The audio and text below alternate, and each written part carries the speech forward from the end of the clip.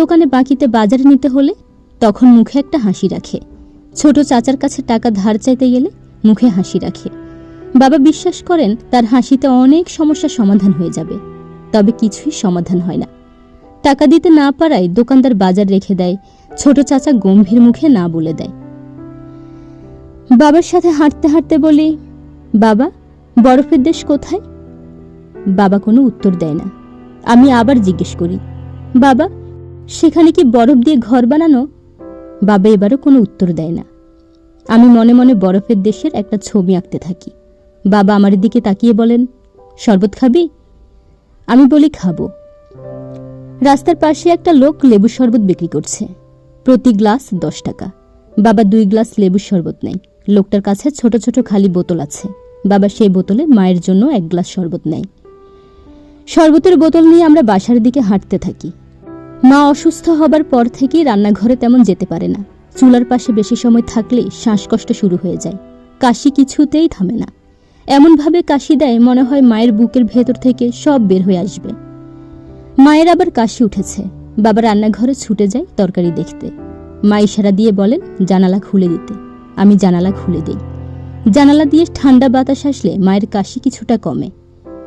বাবা রান্নাঘর থেকে এসেই মায়ের হাতে লেবুর শরবত দিয়ে বলেন, এটা খেয়ে নাও, ঠান্ডা আছে, শরীর শীতল হয়ে যাবে। মা শরবত খায় না, আঁচলটা মুখের উপরে রেখে বিছানায় শুয়ে থাকে। মায়ের চিকিৎসার জন্য 35,000 টাকার দরকার এখন। 15,000 টাকা বাবা জোগাড় করতে পারলেও বাকি টাকা কিছুতেই জোগাড় করতে পারেনি। বিকেলবেলা বাবার বন্ধু শহীদুল কাকা মাকে দেখতে আসেন। বাবা কথায় কথায় আবার সেই লজ্জামার্কা হাসি দেয়। শহীদুল কাকার কাছে কিছু টাকা ধার চায় মায়ের চিকিৎসার জন্য।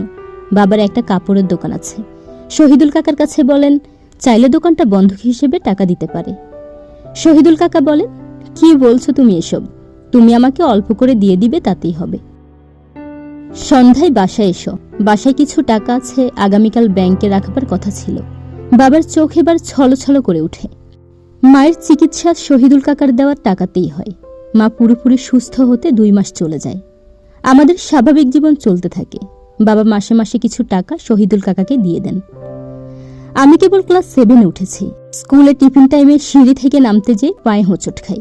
ডান পায়ের একটা নখ ভেঙে রক্ত বের হয়। তখনই দেখি স্কুলে শহীদুল কাকা এসেছেন। শহীদুল কাকা আমার মাথায় হাত রাখে।